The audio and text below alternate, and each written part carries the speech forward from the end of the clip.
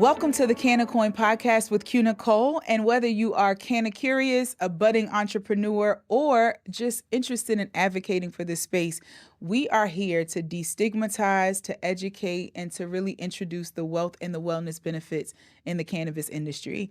So thank you so much for joining us. I'm Q Nicole Vanderhorst, founder and CEO of WH Farms Co. WH Farms Co. is an industrial cannabis cultivation, a botanical manufacturing operation where we cultivate and we extract and formulate and manufacture body care and wellness products in the cannabis space that can be shipped nationwide, giving individuals opportunity to launch or expand their CBD product line through our white labeling service. And we're excited because we want to talk about what it means to really not only grow in this space as a business owner, but most importantly, why this industry is exploding, why so many people are choosing cannabis above alcohol and tobacco, why so many states are earning hundreds of millions of dollars in revenue first month of or first year of a cannabis company coming, a cannabis industry opening up in a state. We want to talk about all of those things as we dive into today's episode. So today's hot topic, we're going to shout out the state of Maryland. I lived in the DMV for over 20 years, and so I'm so excited to see that Maryland recently decided to allow recreational or adult use marijuana in its state, and within the first month of sales, revenued over $80 million.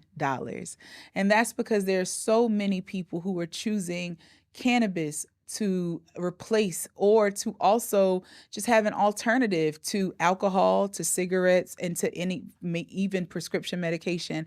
And I think that when you think about the fact that we are a United States of America, if each state were to have the ability to revenue and open up this industry successfully and to obtain the tax revenue that's available, then look at how that could impact our schools, our roads, and so many other aspects of our country and our infrastructure.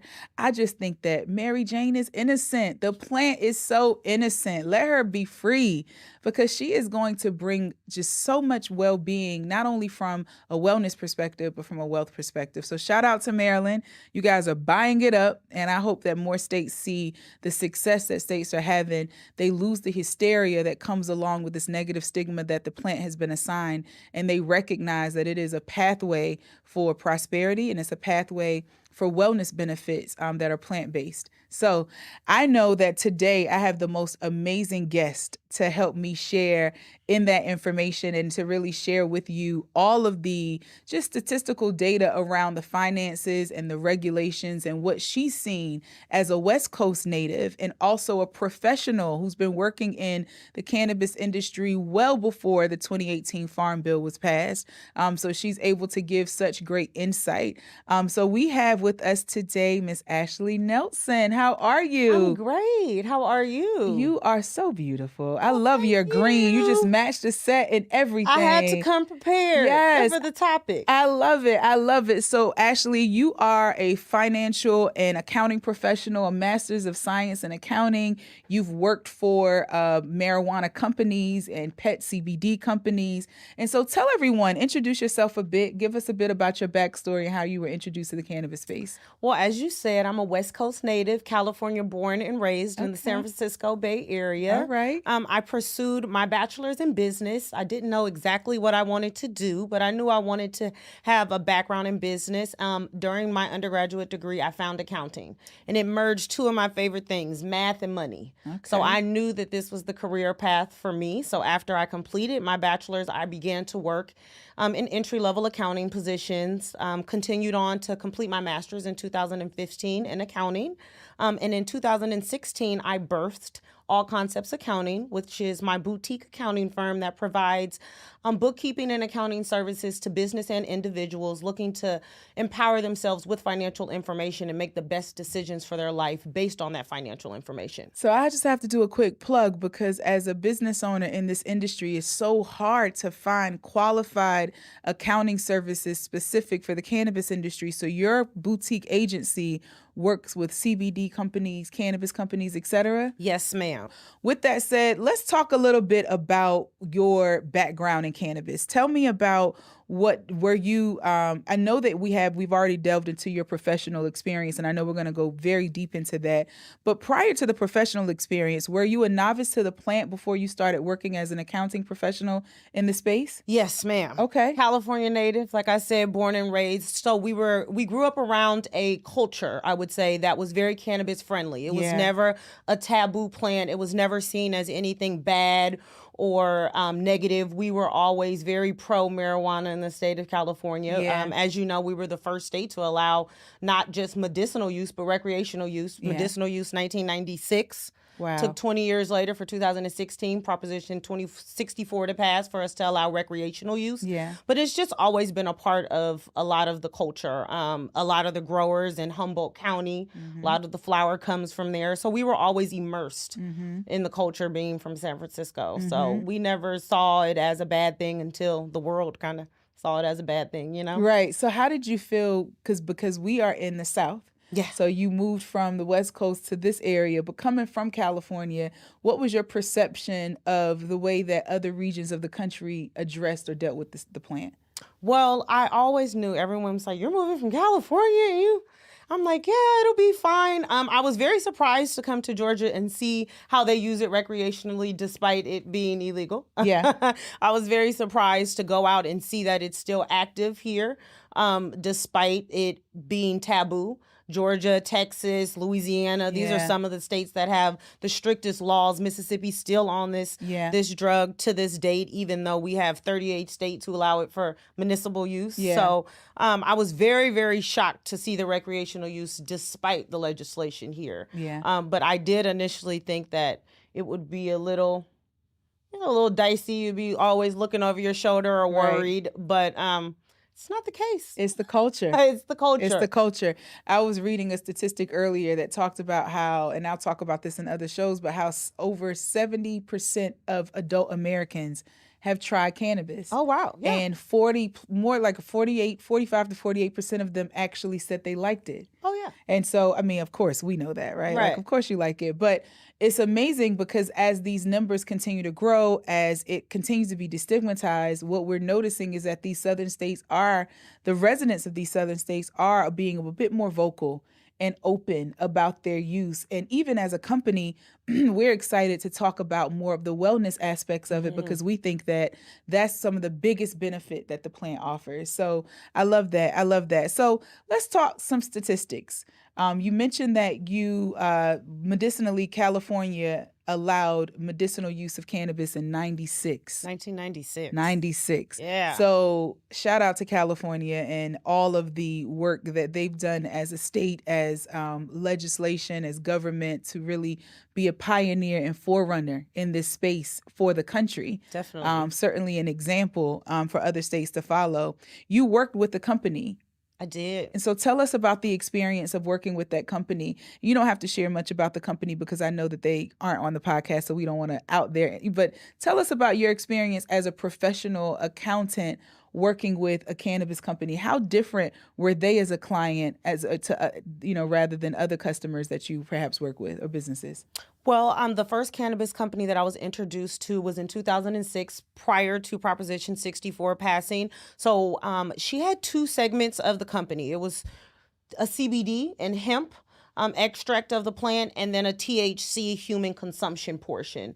And because California was the pioneer, it took a while for legislation, laws, regulation to actually be enacted, to actually create a system that works, right? Okay. Just because a law passes, it takes some time. So one of the biggest issues in this industry working with a company is you're not truly sure of what's allowable and what's not, right? Because you're waiting for legislation, and then you have to be very flexible when that legislation passes. Yeah. So you're quick to conform to whatever is necessary. One of the biggest things is taxes in this industry. California decided to dually tax these companies on the cultivation side and on the retail sales and use side. It's one of the biggest indicators in this business. Another bigger indicator is banking. Yeah. Right. We all know that because marijuana is not federally allowed, it's still a Schedule I narcotic.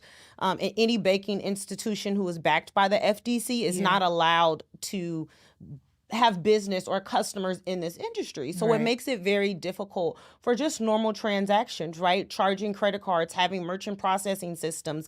You have to have a huge cash on delivery system in place because you never know when you may need petty cash. To pay vendors, to pay employees. So that's one of the biggest issues. Merchant processors being scared to work with you or holding really large reserves. Yeah. And I'm not sure if people know about reserves, but you do $100,000 worth of sales on a Monday, and they say, okay, we're going to hold 40,000 of it, and we're only going to send you 60, and give us 3 weeks to send you the 60 in small payments. Yeah. So from a cash flow standpoint, as a business, to buy inventory, to reinvest in the business, to fulfill orders, to do all of these things, it makes it almost nearly impossible to do it without having some level of cash flow separate from the basic operations of this business. Yeah. You brought up a lot, and I love that because I want to go back to explain what the prop. What's the law again that you mentioned in California? Prop 64. So explain Prop 64 for everyone. Prop 64 was the law that was voted on in the state of California that allowed the recreational use of marijuana. Okay. So it allowed anyone to be able to walk into a cannabis shop over the age of 21 and purchase a certain amount of marijuana for personal consumption. And this was passed in 2006. 16. In 2016. Yes, ma'am. So 96 was when medical use was allowed, and then 20 years later it was recreationally available to adults. Yes. Okay, so with Prop 64, did you notice that taxation, and when did you start working with the cannabis company? What It year was that? prior. It was in 2016, but early, in about February. The bill wasn't passed until later in the year. I remember us standing by the TV hoping for it to be passed. Right? So to that point, I'm so glad that you brought that up, because a lot of times for people who are launching into this space, you have to, the part of the campaign that when we launched WH Farms and talked about white labeling and starting a CBD, hemp-derived CBD product line, my biggest argument was, why would we spend millions for state licenses when there's uncertainty federally? Why not go into the hemp aspect of the cannabis space, where there's more, at least, stability from a federal legalization perspective? Get to know the plant, get to know the marketing, get to know the banking, get to know the merchant processing. Because when the federal government catches up, you don't have to feel that you've had to waste so many of your capital or resources in risk. So talk about the agility that you find that businesses have to have in this space, because you don't know, from month to month or quarter to quarter, how a federal law or state law may impact your operations. Definitely, yes. You have to be very flexible, especially with packaging. Yeah. Right? Because we have to be careful of what claims we make on packaging. We have to be careful about where we're shipping our product as laws change. We have to be careful about the laboratories we use, the sourcing of the product. There's been a lot of price volatility in actually the plant and hemp derived. So, your costs may elevate in a month extremely where it wasn't before. So all of these are extreme factors that you have to deal with. And in the business that I was working with, due to the regulations and some of these changes and the unknownness of where the market was going, that company decided not to move forward with this THC product, even in the medicinal space or in the recreational space. And they just focused, as you said, on the hemp CBD derivatives, just because it was a more let's say stable market. Stabilized, yeah. Yeah, and you knew more opportunities were coming. You go into the gas station now and you see CBD products here in Georgia, right? So it's widely used. We see it in lotions. We see it in body products. I believe cannabis is one of the biggest industries because it can transcend. Yeah. As you said, in the USDA, not only do they cover the health and beauty, but they cover our food. Food and beverage. Food and beverage, which are two of the largest industries in the United States, right? And textile. That's so right. Once we can start incorporating, and we federalize marijuana, and it can be incorporated not only in our food, but in our textiles and our beauty products, I mean, the road is endless. They say that in the cannabis industry, the largest sector, the fastest growing sector, of course, is the edibles. And then second to that are cannabis beverages. Yeah. because so many people are preferring non-alcoholic but but some sort of like tonic or social tonic that allows for, the relief of social anxiety, lightening of mood, expressing of, the most jovial self without the parts that make you drunk, make you feel that you are, the things that alcohol can do to your system. Right. And so I love that you mentioned that. So taking it back to the volatility, because I believe that part of pioneering is recognizing that you are walking into uncertain terrain. Right. And one of the messages that we really launched with as a company was to plant your flag in this industry while it's stabilizing, so that your brand can grow and your business can grow while these details are being ironed out. So as you work with the company that you work with, tell me what you guys looked at internally to really make sure that you were able, and what suggestions you would make to those who are in the industry that are launching. Maybe they have already started with a more marijuana type brand. It may not be plant touching, may be plant touching. Let's first talk about the difference with that. Okay. The difference between a plant touching company and a non-plant touching company, and how that how that affects you from a business perspective. So the biggest portion that affects you federally is the 280E taxation. Okay. So when we talk about 280E, that is determined on how you are taxed as a business. We're in the age where everyone's starting an LLC and an S corp, and everyone wants to be an entrepreneur, but they don't understand some of the tax implications behind these businesses that they're starting. Yeah. So when you're in a plant-facing company, you are subject to 280E, which means you are not able to deduct any of your business expenses. The only expenses you're able to deduct are what we call COGS, which are cost of goods sold, which is materials or anything that directly is part of the cost of what you're selling. Right. Anything else cannot be written off. So marketing can't be written off. We're talking about advertising rent. Can't be written off. No. Rent can't be written off. None of these items. And labor cannot be written off unless it's administrative, unless they're doing payroll, unless they're doing administrative duty and they're not plant touching at all. Those are the only employees that can be written off. So you're paying a really higher tax rate because we know in America, we have an escalating tax rate depending on how much money you make. Right. So the more you have in gross receipts, it's almost counterproductive in that industry to make more because you're taxed more. Wow. So the more you make, the more they tax. When you're in a non-plant facing business or a business like yours that is part of what we call the agricultural segment of the country, it almost opens up more write-offs for you to be able to explore. Because like we discussed, our country of America was built on agriculture, right? So that was our biggest trade.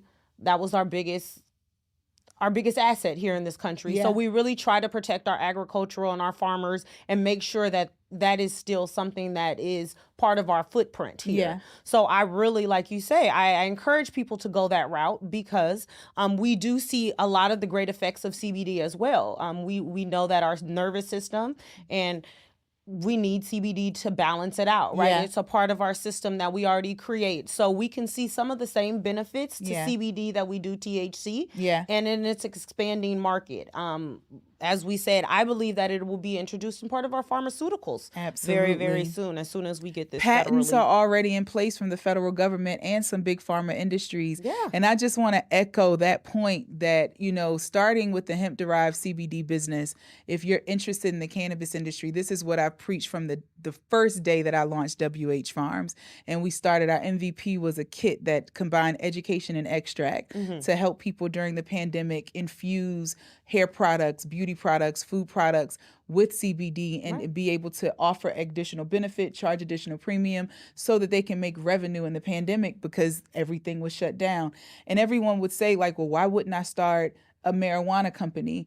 Because there is a saying that you don't know what you don't know. Right. But in this space, you don't want to find out either, right? Like you just do not want to find out. And I think that what you just said was super wise.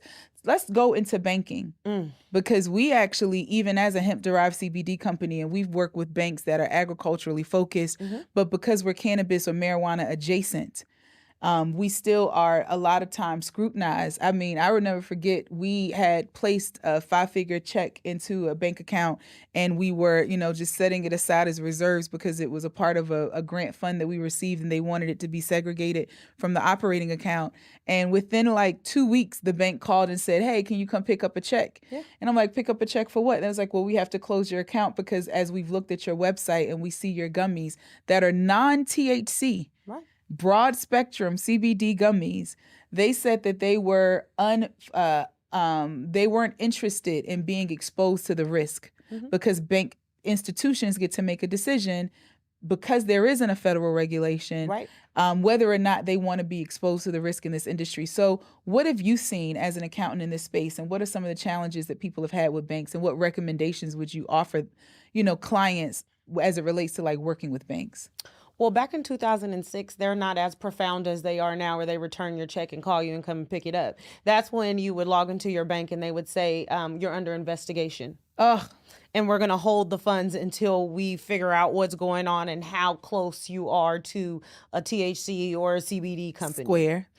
That's a Square thing today. Right. So I've seen that not only with merchant processors, but with banks holding funds. So it was just a very scary thing to put money in the bank and not use it right away. I mean, we would almost put money in the bank just to wire it to a vendor to pay an invoice the same day, because you wouldn't want money sitting, because you would never know You what would be risk you were subjected to taking. investigation. Absolutely. Right. And they held funds for a really long time. I remember PayPal held our funds for almost 9 months under investigation. Yeah, 6 months over here. This is really, I'm so glad that you're able to provide insight, because I really want new entrepreneurs in this space to understand the level of cash flow and the liquidity that you need outside of your business revenue. And this is speaking from a business owner and from a professional accountant. It is so important to have liquidity aside from your cash flow in business. You can have a 6-figure month and not one penny of it be available to you. And you would have just thought that, after creating this marketing campaign and launching out this rollout, that I'm just going to be able to just move forward, and it doesn't happen. And it's so hard to explain to people because it's so uncommon. Right. So I'm sorry to interrupt, but that's first, merchant fees, let's just talk about the fee based. If I make $100,000, there's a percentage that they're taking off top for fees for the actual processing, right? So we have to understand that. We also have to understand that businesses have to have several merchant processors, because some don't utilize certain credit cards that others utilize. Yeah. So you have to remember, you have to always have several different options available. Yeah. So you run a greater risk because your money is now spread apart. Yeah. But at the same time, it's necessary. Yeah. So those are kind of the risks that you run, where you have the merchant processing fees from different companies. You have the reserves that we discussed. So each company is going to take their own reserve. Yeah. And then let's talk about these chargebacks. Let's God. talk about the people who get products. Oh, God. And call the bank and says, "Oh no, I didn't order that." Just know that if you do it with WH Farms, because it is in our terms and conditions, we litigate. And I just want to be very clear. So I want to tell business owners, keep a list of those chargebacks and stop sending them product. You have to keep a list, because there are people who do this serially. I mean, the fraud, we litigate. I just want to say that litigation is an option for a business. And the more you do it, the more reserve the merchant processor holds. Yeah. So if you're doing it to my business constantly, and they're normally charging a 30% reserve, they may increase that to a 45 or 50%. Which is why we litigate. Because another thing that people don't realize, because this is very common. I mean, I just had, we've had so many of these types of issues. And I think that as a startup, you have to be, not even as a startup, as any business, if you're doing business with a cannabis business, then do not bring the attitude that I can compromise this business's cash flow and operations because I changed my mind. I had an emotional reaction. The damage that you do to the operations of that business is worth litigating, because when you've been held back from your account for 6 to 8 months, then that's cash flow loss. And all of that adds us lost revenue. And that can, that could be a multiple 6-figure number. Yeah. And it's worth the litigation. I think people need to understand that. Like, don't think that you're going to go to a Cookies or a True Leave or a WH Farms and just run a scam with your card. You can find yourself in court because you're not just getting your $100 or your thousands of dollars back. You're charging them hundreds of thousands of dollars of lost revenue because it may have been a platform where all of their receivables came in. Yeah. Yeah. So I just want to make sure that I reemphasize that part. We definitely. Yeah, because that's a big thing now, right? Yeah. So we have to inform people and let people know you are doing detriment to people's businesses. Absolutely. And we're affected by those kind of things. And even with merchant processing, you talk about the reserve, but I think that people should also recognize that you're considered a high-risk business, just like pornography, just like, gambling facilities. And so you may even be charged a higher percentage for the actual processing of your funds. Yeah. So what are some things that you recommend that individuals do to work around or make sure that they're operating a business above board in that space? Well, there's a few things that you can do for compliance. Okay. The first thing is you want a great team of accountants and a CPA behind you that know the numbers, that know this industry. Yes. You, of course, want a legal team behind you that is keeping abreast of any changes. I tell people all the time, whatever state you're in, whatever county you're in, get involved. Yeah.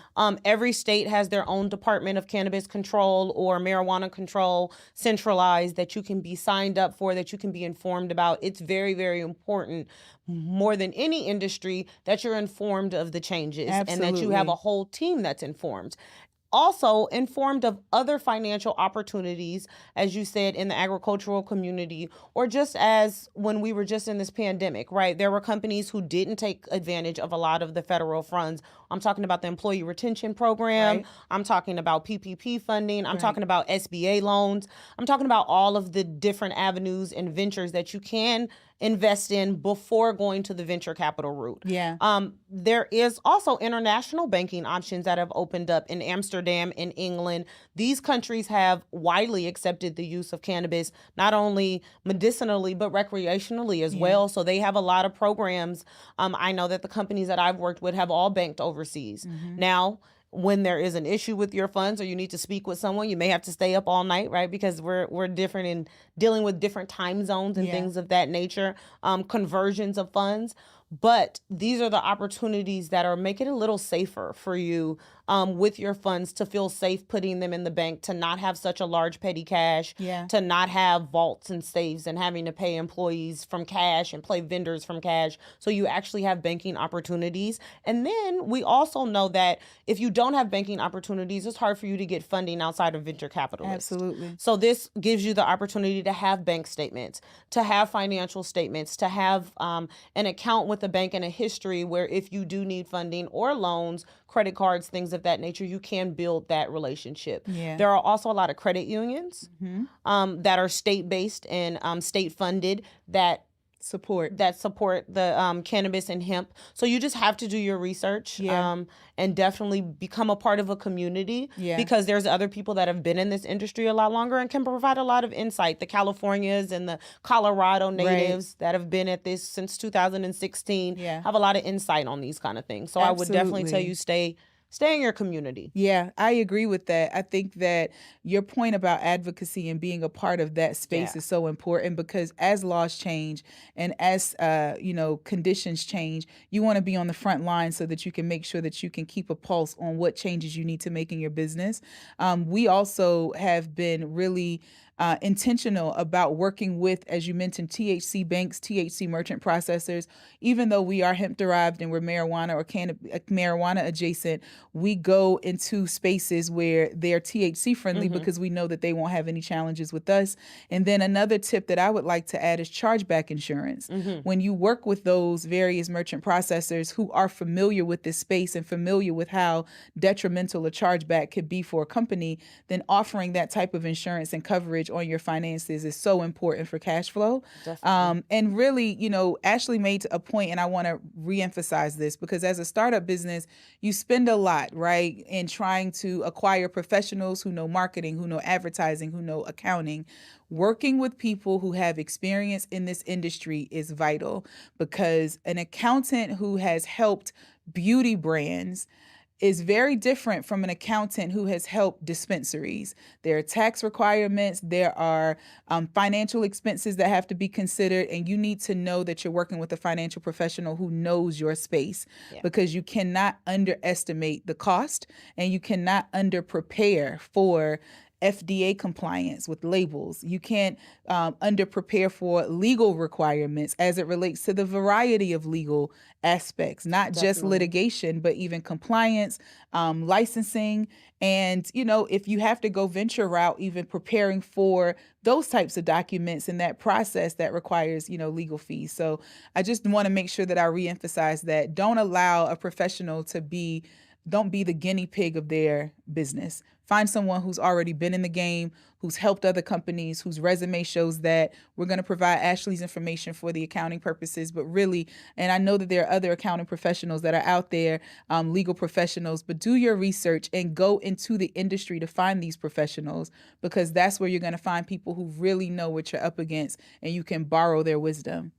Yeah, definitely. I love it. So let's talk about some current insights that you can provide. What do you think the current state of cannabis banking is? Do you think that we'll ever see a widespread shift as it relates to like the Safe Banking Act and what we need as an industry in order to really create that foundation of growth as a traditional business in America? I do. We've had some recent litigation that's trying to push to make it happen, right? So we've had the SAFE Act, made it through the House. Yeah. Right. We're just trying to get through the Senate. So we just need a little bit more support. I don't see that we're moving backwards. Yeah. I like to say agree that with I that. haven't seen any laws move backwards. I do think that everything has been forward moving, which is great for the possibilities, right? So the trajectory shows that this can be one of the largest industries by 2050, I believe. Absolutely. I don't see that there's any reservation. It's just going to take some time. Yeah. And I believe one of the biggest things that is going to change it is the turnover of, as we get many of our baby boomers out. Yeah. Right. And we have this transition. When we think 1996, I'm like, okay, right, that's our time. So we didn't grow up with a time where there was this negative connotation stigma behind marijuana, like some of our parents and some of our grandparents did. So as we have a transition of power and we get some more Gen Xers and millennials in these legislative seats, I believe that it'll definitely change. You know what's so interesting that you say that about the boomers, because they say that the boomers are one of the largest groups of cannabis users. Definitely. I think that another benefit, because I agree with you, we're definitely not moving backwards, but I think that another benefit will be the boomers being more transparent about the wellness benefits. Oh, yeah. And sharing how they are using a plant-based alternative as opposed to pills and prescriptions that have a different quality of experience. And so I just am excited because I sit in the North Carolina House Health Committee meeting from time to time, because again, I believe in being right there on the floor where the policies are being made. Right. Because if you're a business owner in this industry, you can't afford to be too far away from policy creation. It affects everything that you do. And I'm actually impressed with the 65 plus year old members who sit and candidly share how they were shocked at how positive their bodies responded and how their doctors recommended. So I'm really excited that more of the wellness benefits are being brought to the table, because then we start to, my biggest campaign or mantra now is that we need a federal redefinition of cannabis. Right. It needs to be broken down into a non-psychoactive, psychoactive, and industrial categories, 3 categories, so that we can begin to create policies around each specific category. And so I do think that that's something that's going to be very helpful as well to move it forward. Definitely. I do. And I agree that the baby boomers are one of the biggest user groups in California. If you go to a club, that's who you see, right? Yeah. You would be very shocked to see the demographic of who's in the cannabis club, who's making these large purchases. Yeah, right? Consistently. Right, and using it for different purposes.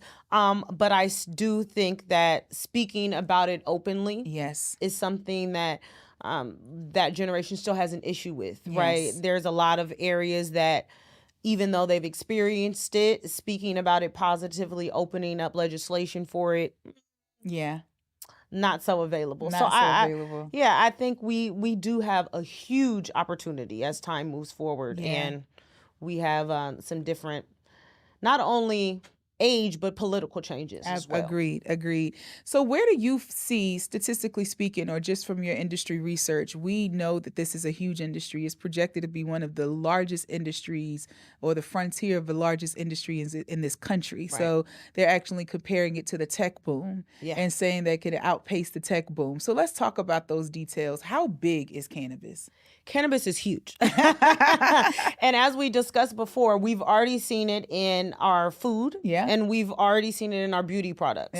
And so the next explosion, like we talked about, is into the pharmaceutical industry. So those are the three largest industries in the American population. What we eat, our beauty, and our beauty and our medicine, and that we take. So I think once it can integrate into those three markets, it will be bigger than the tech boom, right? Because once you can see it, like you said, categorized separately for the separate uses, whether it's the commercial hemp usage, whether it's the THC for consumption, whether it's the CBD for health and beauty products, I think that it's going to be huge. It's honestly. limitless. It's limitless. They've said that the largest global industries are coffee, water, and cannabis. Those are the top three. So if you're a coffee company, a water company, or a cannabis company, like, you're up there. And I think that so many people, the reason why we wanted to launch WH Farms to help people launch and expand their CBD product line is because, you know, shout out to Coriel, but Coriel was one of our brand ambassadors when we launched the company. And I'll never forget, on a live with her, she said, oftentimes we always as a community find out about these opportunities later than everyone else. And for me specifically, having a brother who served federal time because of a cannabis conviction, having a family who's been torn apart by that, and then seeing the former Speaker of the House being one of the wealthiest cannabis entrepreneurs in Ohio, you recognize how quickly things change, how much it didn't trickle down and affect the communities that it disrupted, and how we as individuals who are, you know, a part of those communities have to not allow this to become a multi-billion-dollar industry before we start to plant our flag. We need to be on the front end of it. So I really appreciate everything that you've come and you said today, because you've given so much phenomenal insight as it relates to just the state of this industry, some of the challenges, some of the ways to overcome. Thank you for those tips. I'm going to ask one last question because I think cash flow is so important. What are some positive habits and techniques that cannabis businesses can really put into practice as it relates to maintaining positive cash flow, protecting their cash flow, and being able to protect themselves as a company operationally as they grow, as this industry is expanding? One of the biggest ways I always tell businesses, no matter the industry, to protect cash flow is make sure your receivables are dated before your payables. Okay. Right. And the easiest way we do that is you want to have longer terms with your vendors that you need to pay. I agree. Than you are allowing your customer to pay you.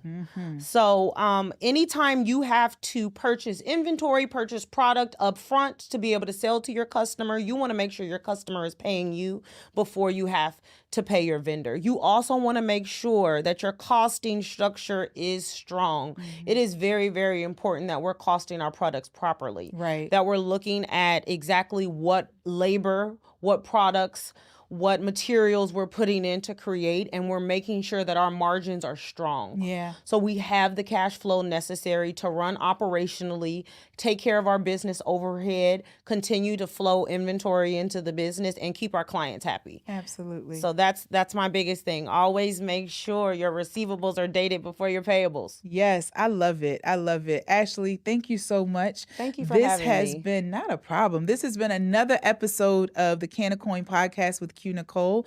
If you liked and felt some value from this video, make sure that you like, comment, and share. Certainly the show notes will have a number of details that you can reference back so that as you're launching your business, this episode can be of great value to you. Guys, we gave you the real today, but not to scare you, but to prepare you so that you are able to walk in with an open mind, but also a prepared mind to understand not only the level of mental, I think, tenacity liquidity that's needed to overcome some of these challenges, but just from a liquidity perspective, where you need to be financially so that you can really create a sustainable business. And certainly you can follow me on Instagram at QNicoleMcNair. And if you are interested in our academy and a mentorship so that you're able to grow in this industry, please check out the CBDpreneur Academy on our website and you'll get more information there. So thank you again and have a great day, guys.